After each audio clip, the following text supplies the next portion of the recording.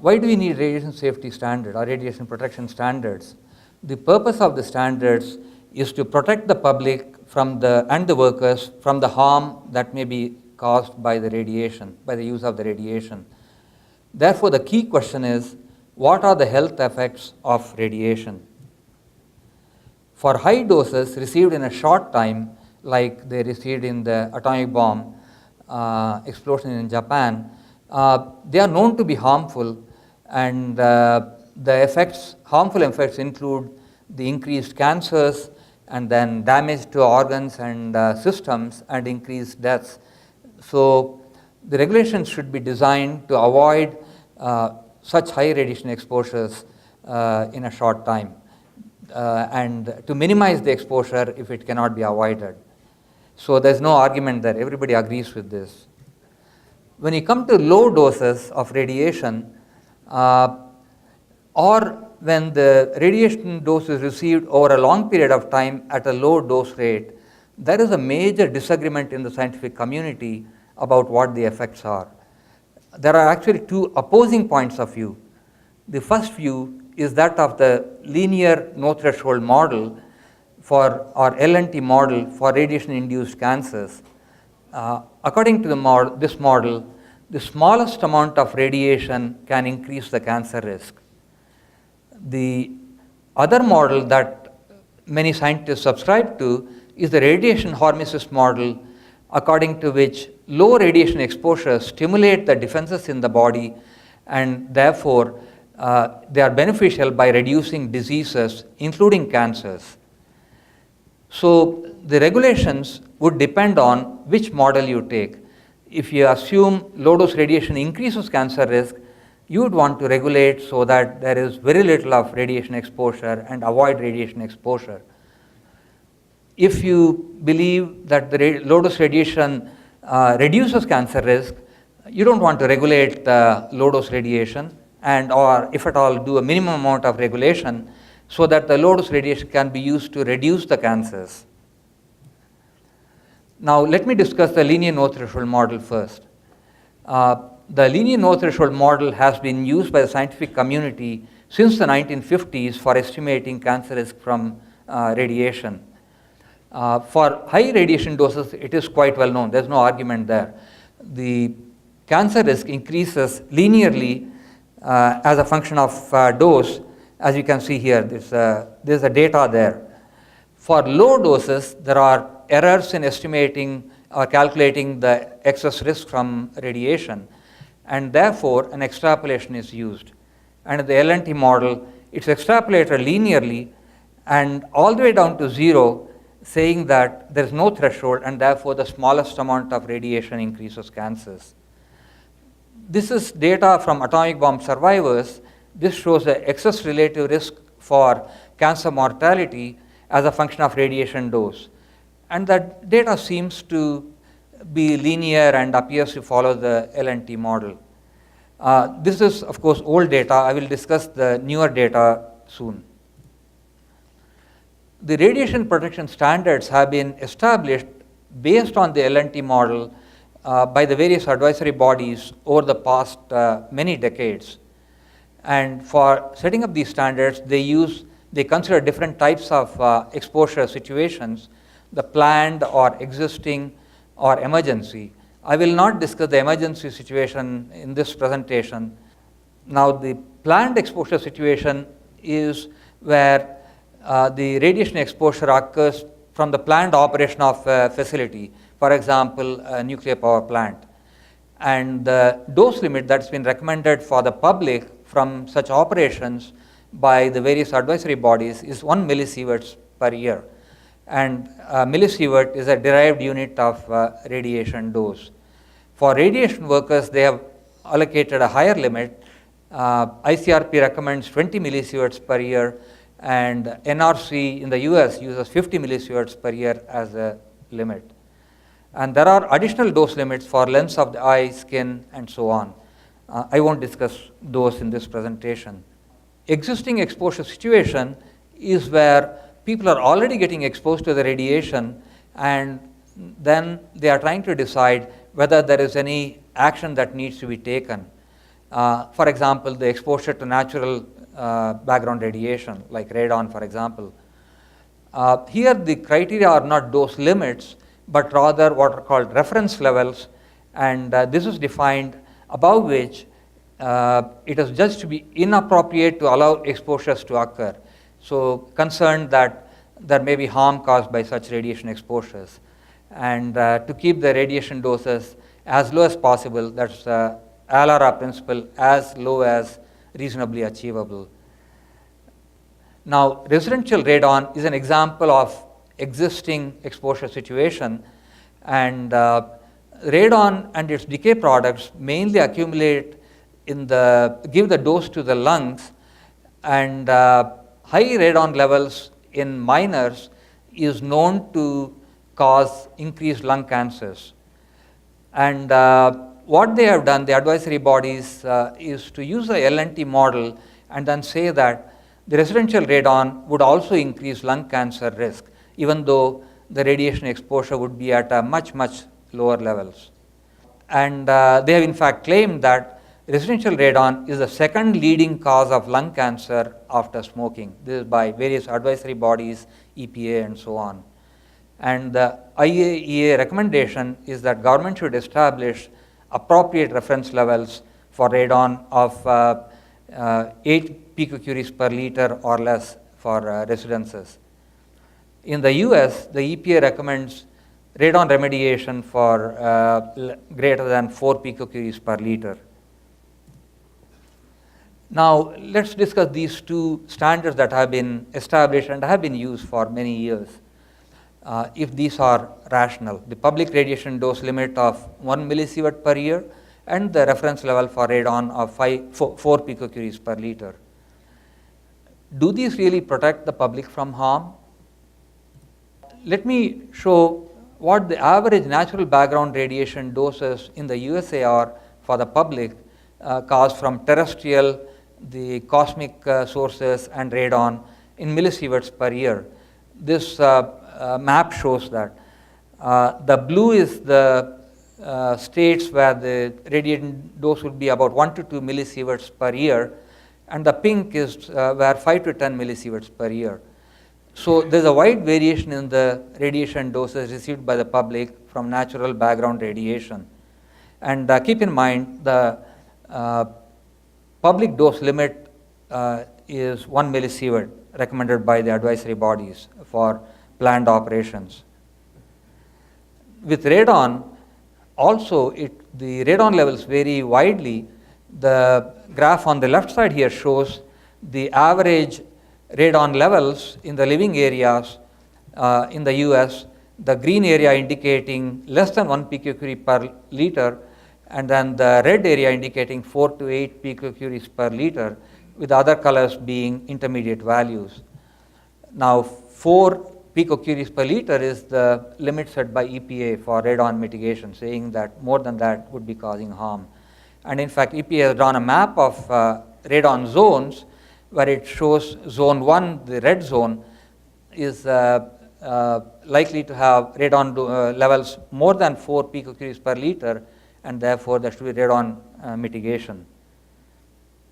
So there is a huge variation in the radon levels also. This is true in other countries also, other regions also. This is in Europe, radon levels go from green areas which are less than 1 picocuries per liter all the way to red, where it goes from 2.7 to 5 picocuries per liter. And the total annual radiation dose also from background radiation varies quite a lot, from about 1 millisieverts per year, the yellow regions, all the way to black, which is greater than 10 millisieverts per year. Now, since people are already experiencing much higher doses than the dose limits and reference levels, let's do a quick reality check on whether these standards are valid. That is, whether people are exposed to such radiation levels have increased cancer risk. This was actually done a long time ago. In 1973, when they were concerned about the background radiation from nuclear power plants, Oregon National Laboratory studied the cancer mortality rate as a function of different background levels in different states and drew this plot. Here is the cancer mortality rate and natural background radiation level, and I think they did not account for radon properly, so the numbers here are lower than what we have seen in other graphs, previous graphs. You can see that as the radiation dose increases, the cancer rates go down. And the authors were actually very surprised by it, because they began with the presumption that increased radiation would cause cancers. But the data forced them to conclude otherwise, that it would not increase cancers, but they led to reduction of cancers. This after considering lots of confounding factors. They consider a lot of them. Now, I have taken the recent data available, and I have done a similar study for a later data and done for other years, other 10-year intervals where data is readily available. And I found similar trend, like when radiation dose increases, the cancers decrease. And I have not looked at the confounding factors for such a comparison. This is the data from Europe. This again, as background radiation dose increases, the cancer rates seem to go down. Now, here is data on radon. Here is the map of US map showing the regions, the predicted fraction of homes which would have radon levels over 4 picocuries per liter, which is the level recommended by EPA for remediation. So the red areas, 40% of the homes would have high radon levels, and the blue areas would have very little of the homes above the EPA limit, EPA's reference level. Now, on the right side, there is the lung cancer mortality rates for a long period from 1970 to 2004, and here the red areas indicate high lung cancer mortality rates, and the blue areas indicate low lung cancer mortality rates. Now, I have drawn some ovals here on the left side, encircling the red areas here, and the corresponding areas here on the lung cancer map. As you can see, the lung cancer rate here are all in the blue zone, which is the low risk for lung cancer.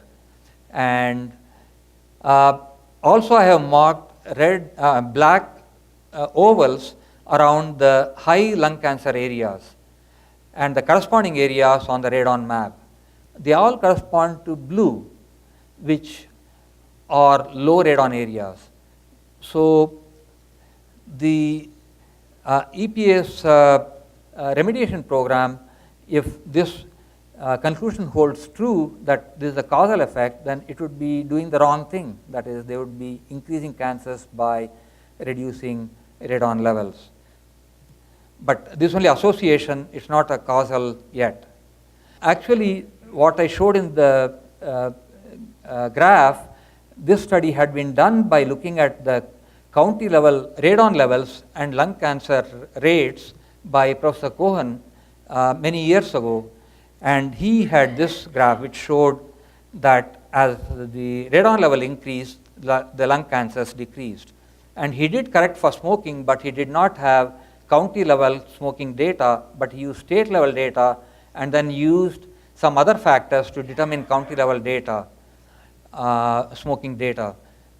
That sort of analysis was questioned by many authors, and then they said when they did analysis in a different way, they found that the smoking can account for this type of a result, that radon does increase the risk of lung cancer, and it's only because people in the higher radon area smoke less, they have less lung cancers.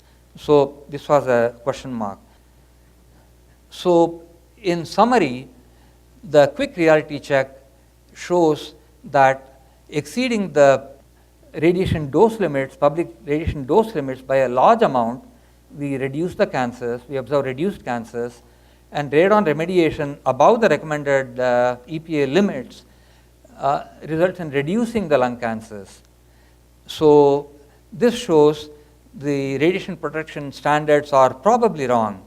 We cannot conclude based on those graphs that the reduction in cancer is in fact because of the increased radiation levels, but a detailed discussion and more data can verify that idea.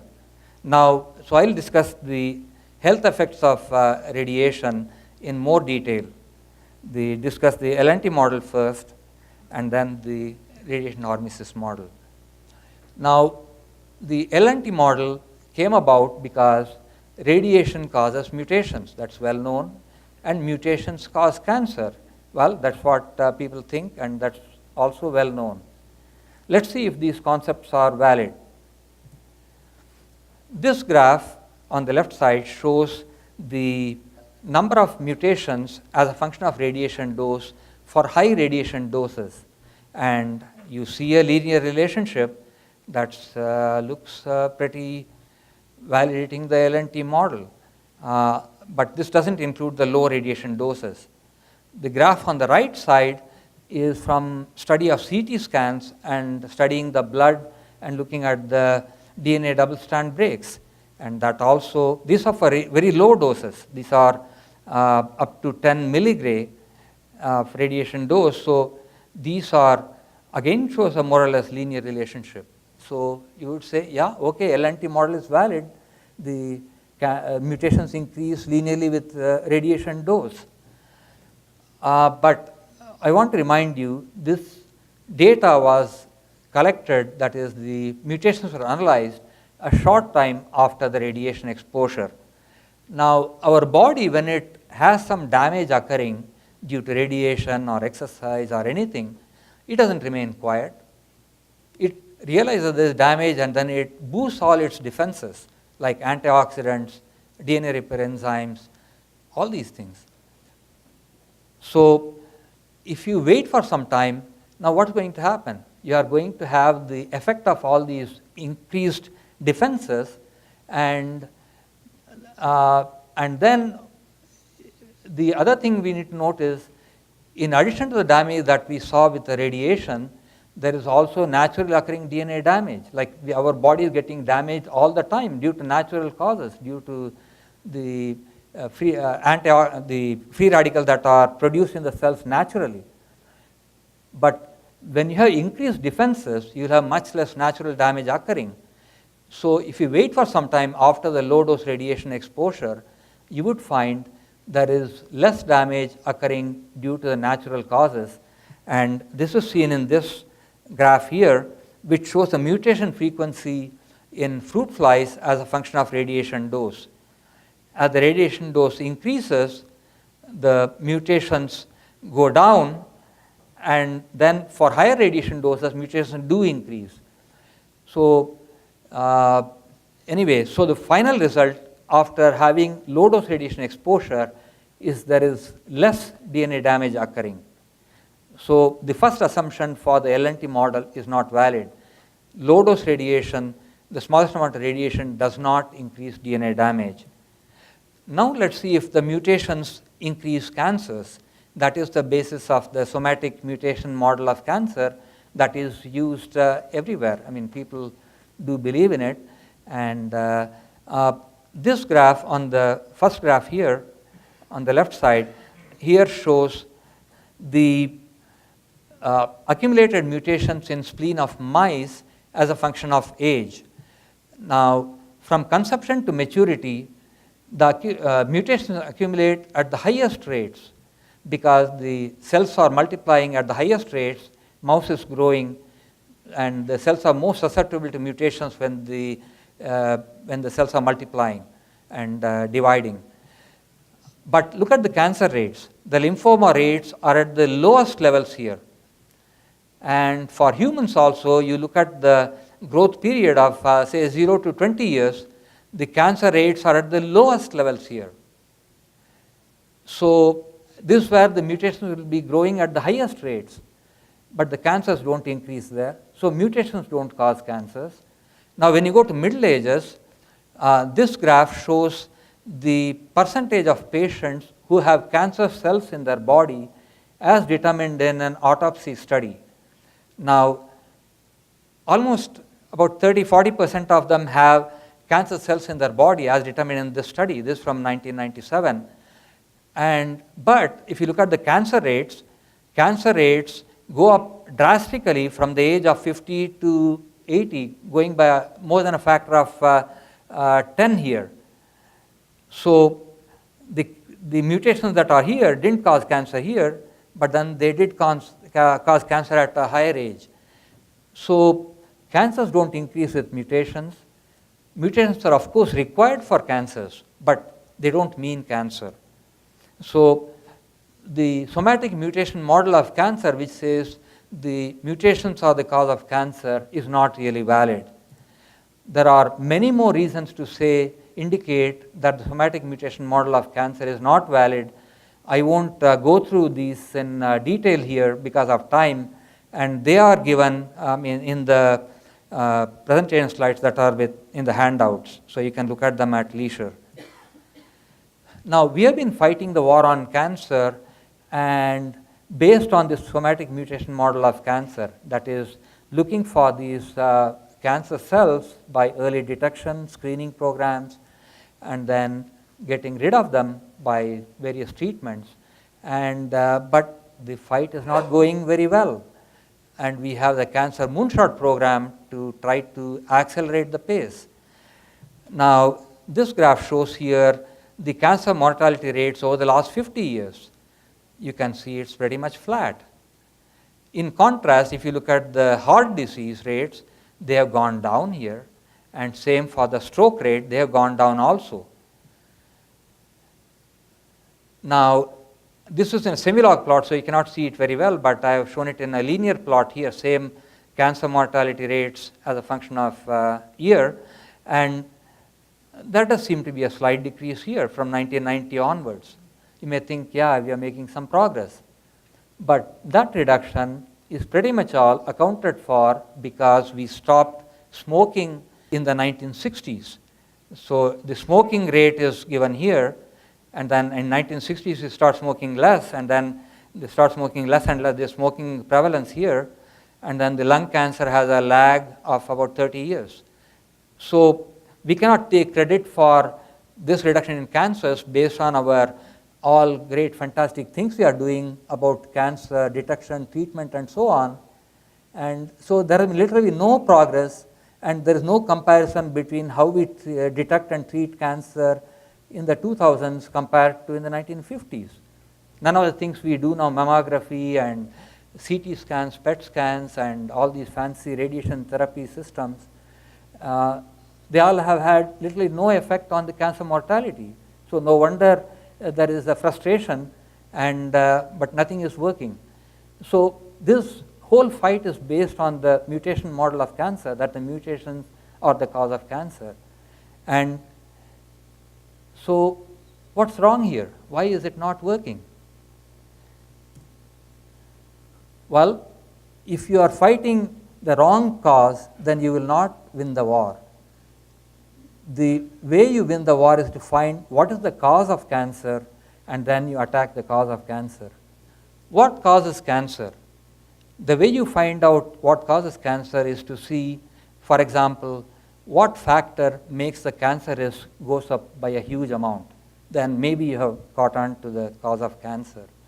Now, this graph here shows the cancer risk in organ transplant patients and people with HIV and AIDS.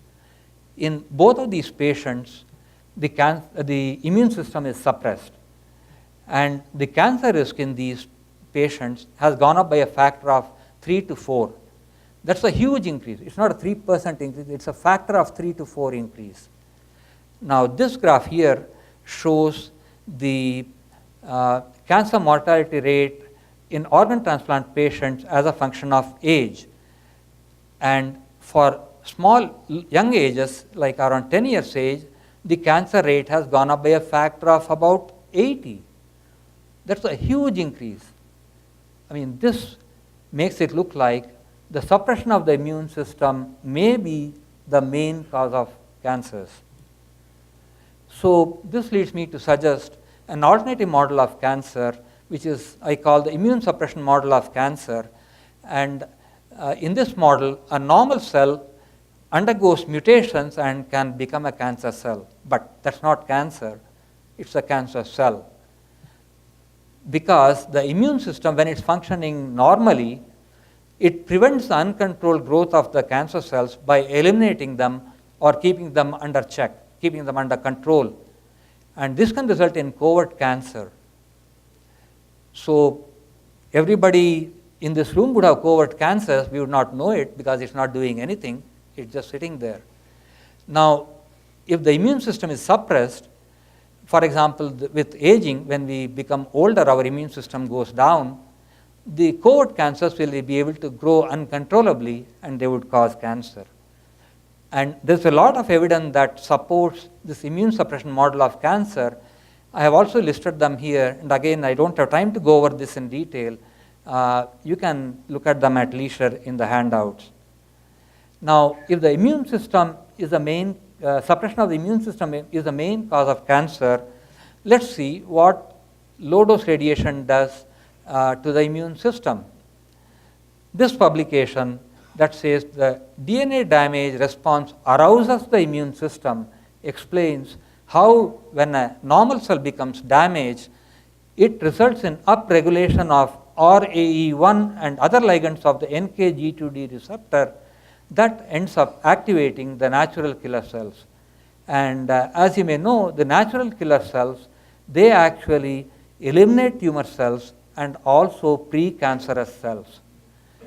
Now, this graph on the right, it shows that the activated natural killer cells is indeed increased by low dose radiation.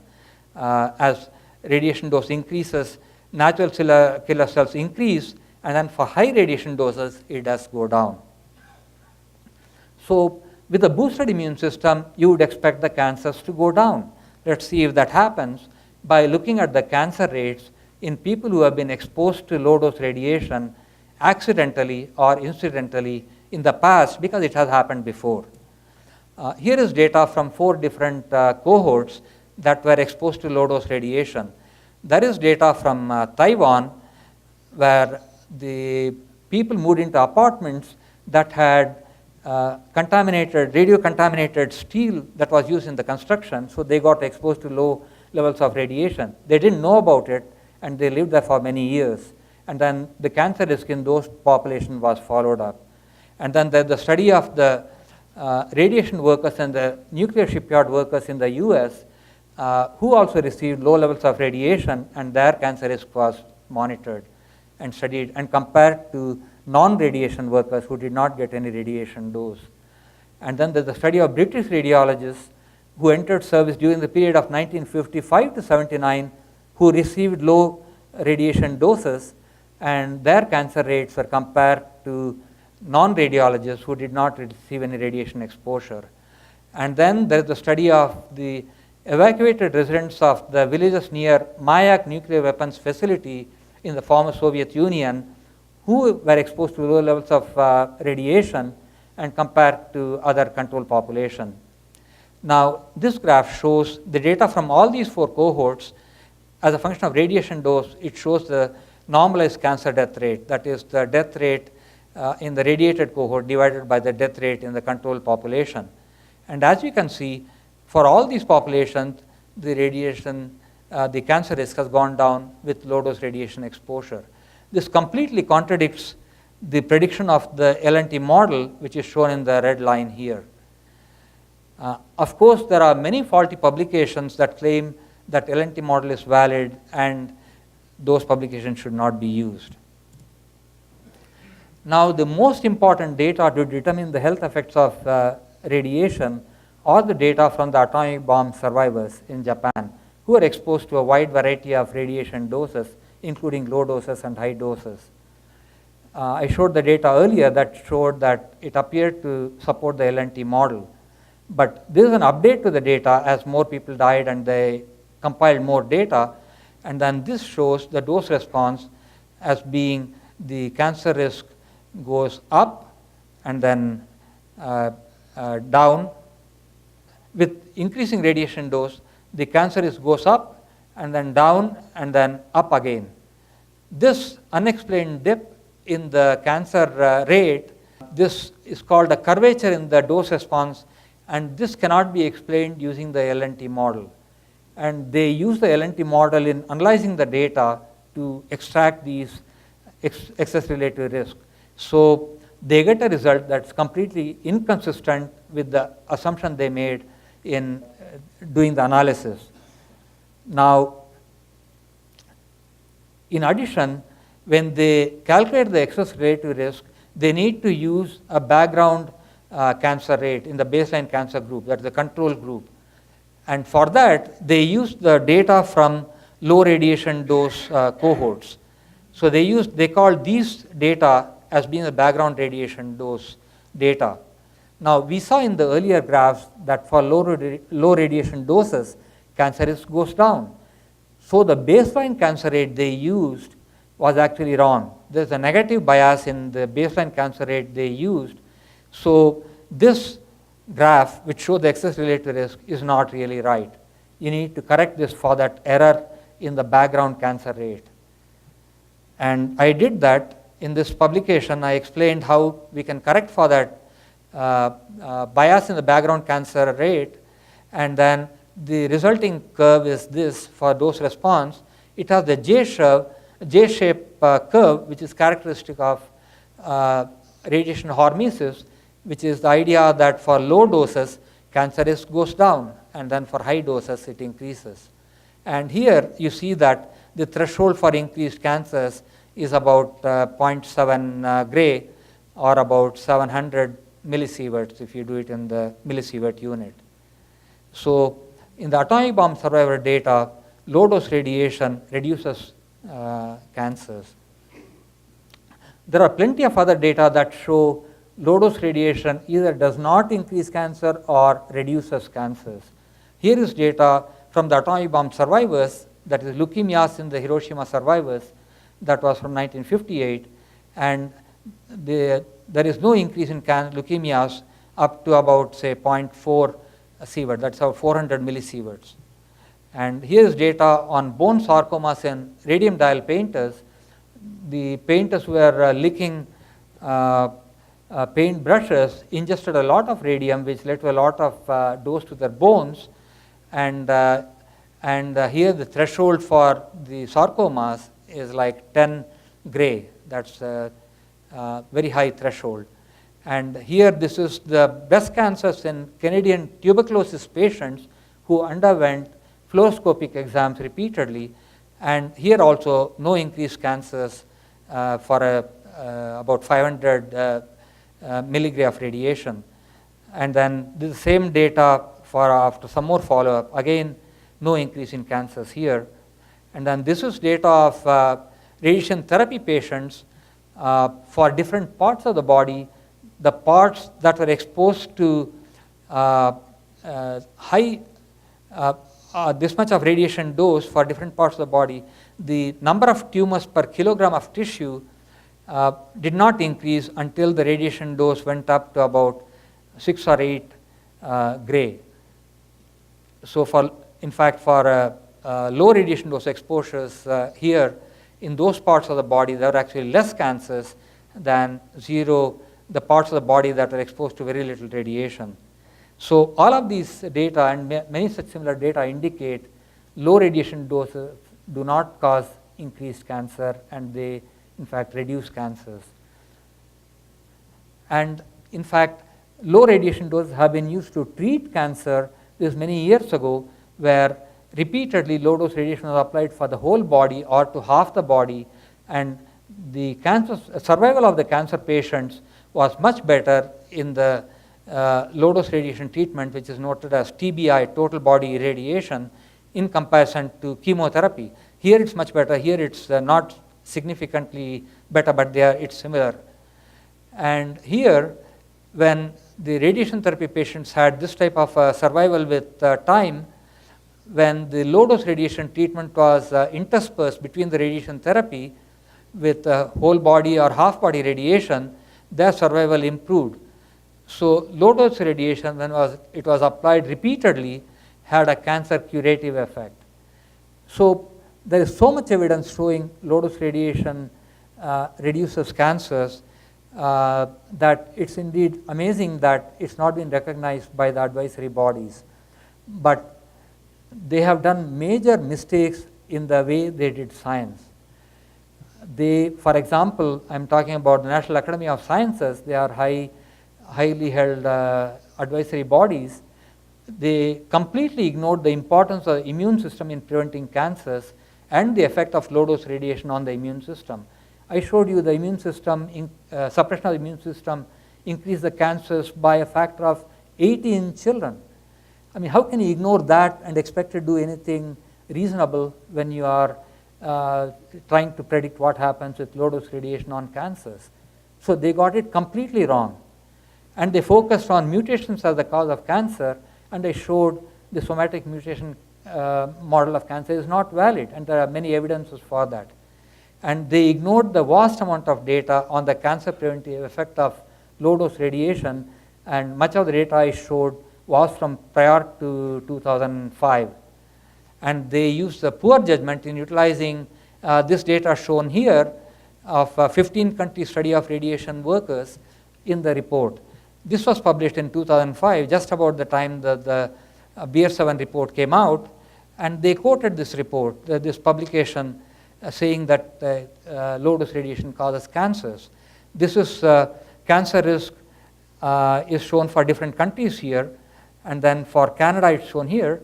You can see that this Canadian data is way out compared to all the other data. Even a graduate student would know, oh, there must be something wrong with this data. So they would have said, a teacher would have said, hey, go and look back at the data, see what's wrong with the data. And if they had done that, they would have found it. The authors would have found it, there's something wrong with this data, because a few years later, the Canadian Nuclear Safety Commission looked at the data and then they said, oh, there's something major wrong with our data, we are withdrawing our data from consideration. So when you remove that data, there is no increased risk of cancer in the radiation workers. So instead of telling these authors to go and look back at the data, the National Academy of Sciences, they used it as part of their support for the LNT model.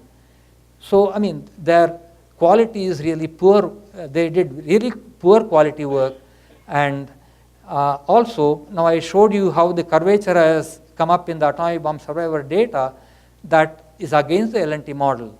They didn't even discuss that in the meeting they had recently to talk about whether we should have a new BEIR 8 report.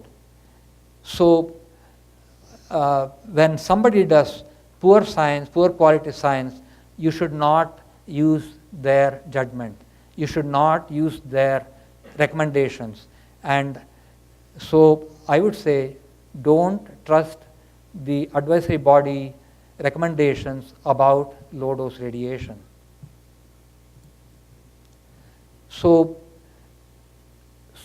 if we don't use their recommendation, what should we use for use of radiation? What type of regulation should we have for radiation safety? The standard should really be based on radiation hormesis idea. Now here's what I would suggest. We should identify what types of radiation exposures increase cancer risk or increase damage, and then or increase harm, and then establish regulations to prevent such radiation exposures. Now, if the radiation exposure happens in a very short time, like in the case of atomic bomb survivors, we saw that there's a threshold dose of about 70 centigrade, which is about 700 millisieverts. Now, I want to apply a large safety factor, and then I would like to say, let's say 100 millisieverts would be a safe radiation level. So I would like to call that as a guidance level. So it's not a warning level, it's a guidance level. That means that's a safe level. You don't worry about such radiation exposures occurring in a short time. So it's not a dose limit, but it's a comfort saying, okay, if you get 100 millisieverts in a short time, don't worry. Of course, if you get a lot more than 100 millisieverts, of course you worry. But You should never go there. Now, when you have radiation exposure over a longer period of time, over a period of weeks or years, there have also been increased cancers found, but it has taken much more of radiation dose to cause such cancers. This table lists many of the data where the duration of radiation exposure ranged from a few weeks to many years. And the threshold dose for increased cancers ranged from 1 gray to all the way to 10 gray.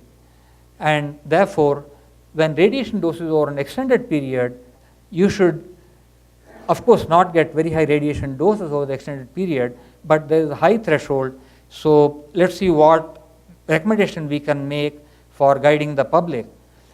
In this case, for 3 years, they had 1 gray of radiation dose, and that led to increased cancers. So that corresponds to about 30 centigrade in 1 year, and using a safety factor of 3, I would say something like 10 centigrade per year is a guidance level. That is, you don't have to worry. You are safe at 100 millisieverts. 10 centigrade is 100 millisieverts per year. That would be a safe level. You don't have to worry. You don't have to run away. You can just stay where you are. If you are getting much higher than that, then of course you worry about it.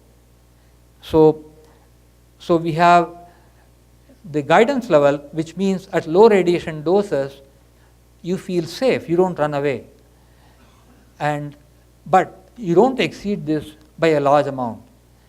And I would say use the same guidance level for radiation workers and for the public, because we want everyone to be safe. We don't want to say the radiation workers can get exposed to much higher than guidance levels. No, we don't want them to get cancers.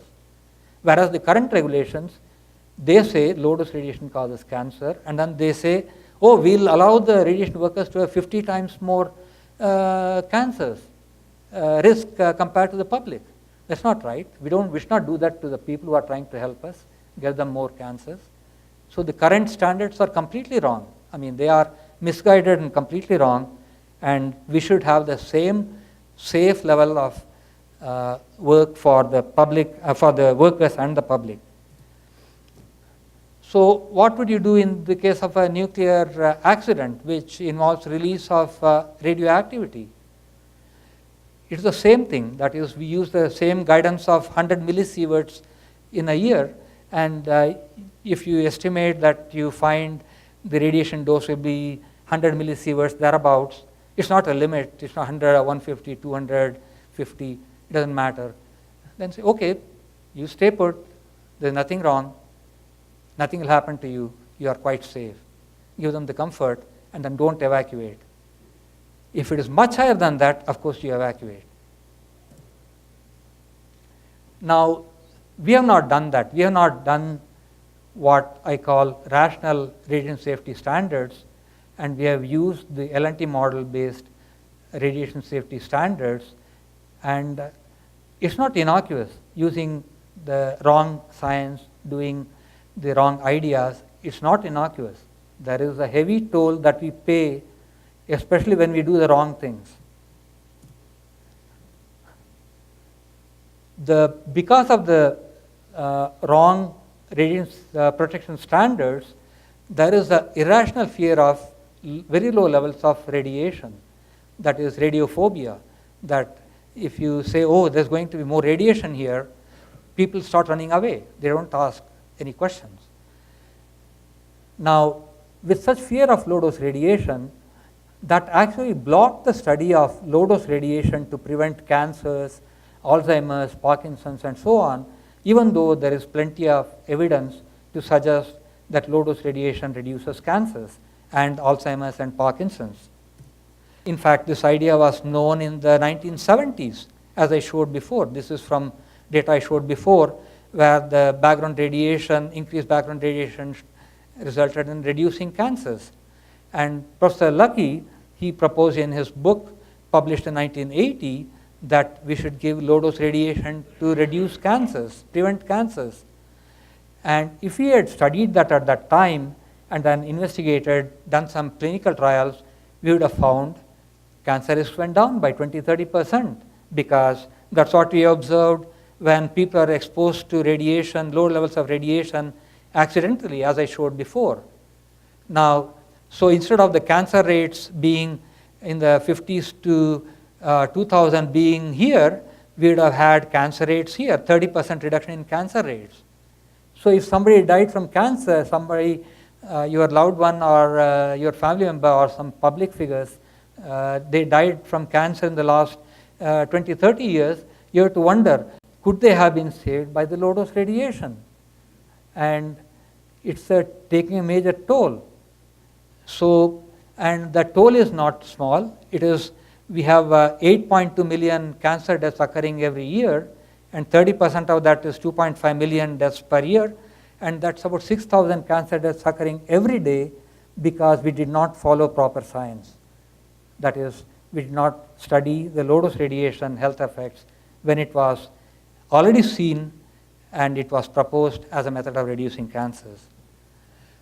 And we had the toll in Fukushima, where the government panicked because of the fear of low dose radiation, and if they had stayed, they did not evacuate, maximum dose they would have received would have been 70 millisieverts. And as I said, that is less than the 100 millisievert. This is the total dose they averted in the 3-4 years. So in 1 year it would have been even less, like 15-20 millisieverts they would have averted in 1 year. So according to the new criteria that I'm suggesting, we would have said, no, just stay home, don't evacuate, you are safe. If they had said that, they would not have evacuated, and they would have avoided the 1,000+ deaths that occurred because they evacuated hospitals, and then people have lived in the stressful condition, they evacuated areas, and so on. So, and then of course, look at the economic loss and the disruption of normal life. I mean, imagine living in the shelters for year after year without knowing when you are going back.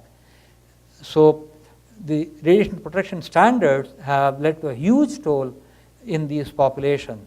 In contrast, if you did not evacuate, like in Taiwan, they did not evacuate because they did not know, they had 20% reduction in cancers. So I think this is a major toll we are paying.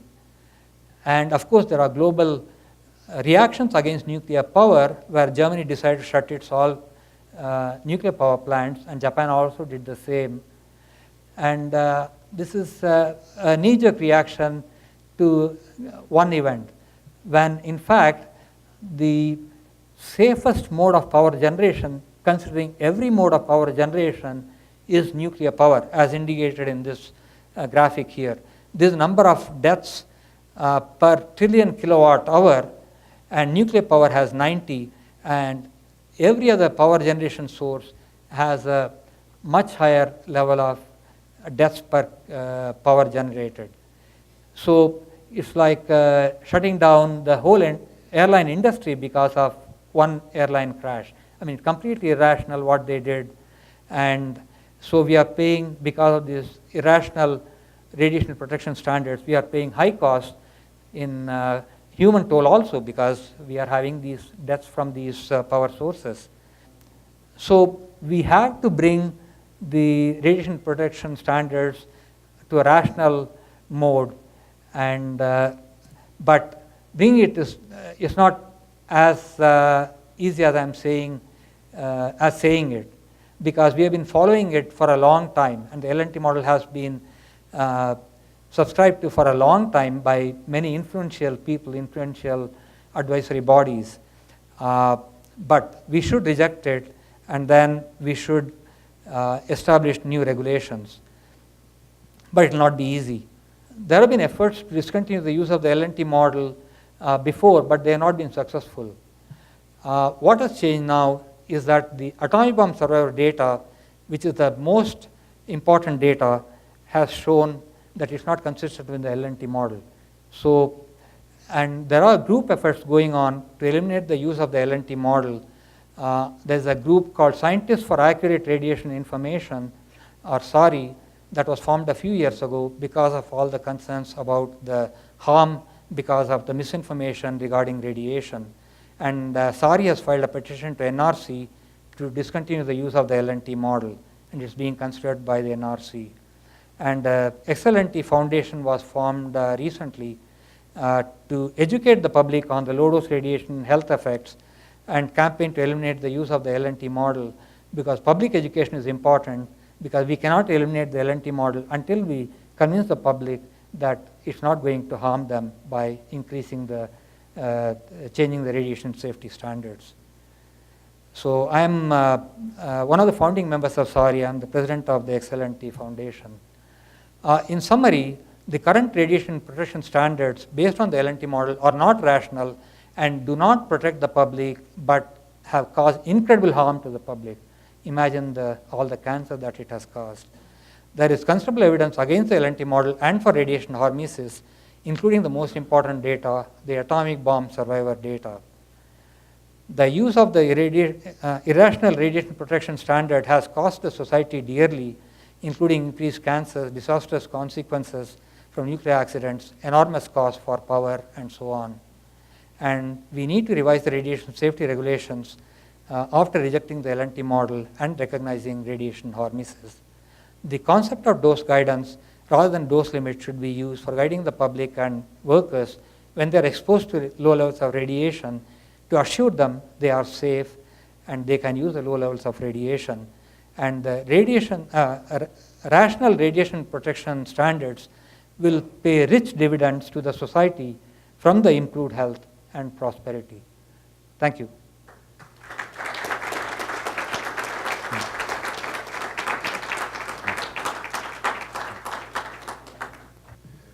Dr. Das, I have some praise and I have some criticism. Praise for presenting in a very nice fashion the case against the LNT, and of course that what you are proposing is actually quite a bit of progress. Criticism in the 100 millisievert per year limit that you are suggesting to replace, because there's absolutely no evidence that that is a rational limit either. When we have, for example, the case of Ramsar, Iran, where people are routinely exposed to up to at least 250 millisievert per year with no identifiable negative health effect. So I think that even the 100 millisievert proposal that you have is basically a rearguard action fought by the radiation protection establishment. It is definitely progress if we reduce the number of witches burned per year by half, but it is definitely not enough. I want to correct you there. I did not say dose limit. I used dose guidance to assure the public that it is safe. I did not say exceeding it slightly will cause cancers or anything like that. So that limit can be increased as we have more experience, more prospective studies to study the effect of low-dose radiation.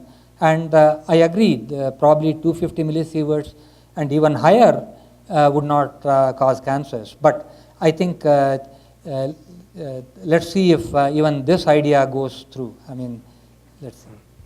Yeah. Well, I just want to make two quick comments. I went to a cancer seminar about 5 years ago, and a guy from MD Anderson said, this gets to why this bad theory persists, I think. He said, you know, we've looked at what happens when you take the flu vaccine 8 out of 10 years, and we think it increases your risk of cancer.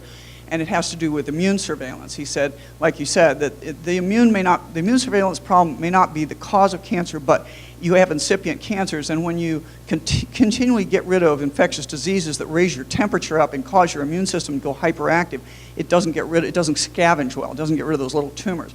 But the big thing, I think, that's come out here, and I don't know if you're familiar with Pete Peterson's work from Johns Hopkins, but you know, the old Warburg idea of the metabolic theory of cancer.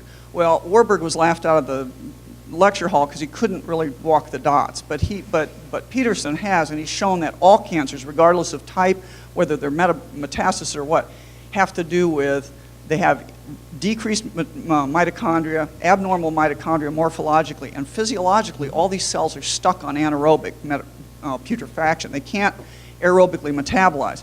So he and his graduate student poisoned cancer with an off-the-shelf drug called 3-bromopyruvate. And in every animal and in every human it's been given to, it's completely gotten rid of the cancer without damage to the normal cells, which can aerobically metabolize. So why aren't we hearing about this? Why aren't we hearing about your low theory of low radiation as a treatment? Well, I'm going to point out that there is no benefit. I mean, if MD Anderson had come out and found out that the flu vaccine improved your cancer rate, we'd be hearing it from the highest yard arm. But we don't, and I'm going to be skeptical here, but I've seen it happen now. There's big, big money by cancer treatments that go with the somatomutation theory that depend on this whole LNT. I mean, it's follow the money, unfortunately. And I don't think, and I'll be surprised in my lifetime if I see 3-bromopyruvate, which is cheap and effective, on the shelf. But same thinking. I think that's why this persists. Just a thought. Yeah. Well, the Warburg theory, I mean, when the immune system is suppressed, how do you explain that increase in cancers using the Warburg theory? So I think that's a major, any such model has to explain why the suppression of the immune system increases cancers by a huge fold. If you cannot explain a factor of 80 increase in cancers, then I don't have any trust in your model. About the MD Anderson, I mean, there is of course big money involved in cancer treatments, so I will leave it at that.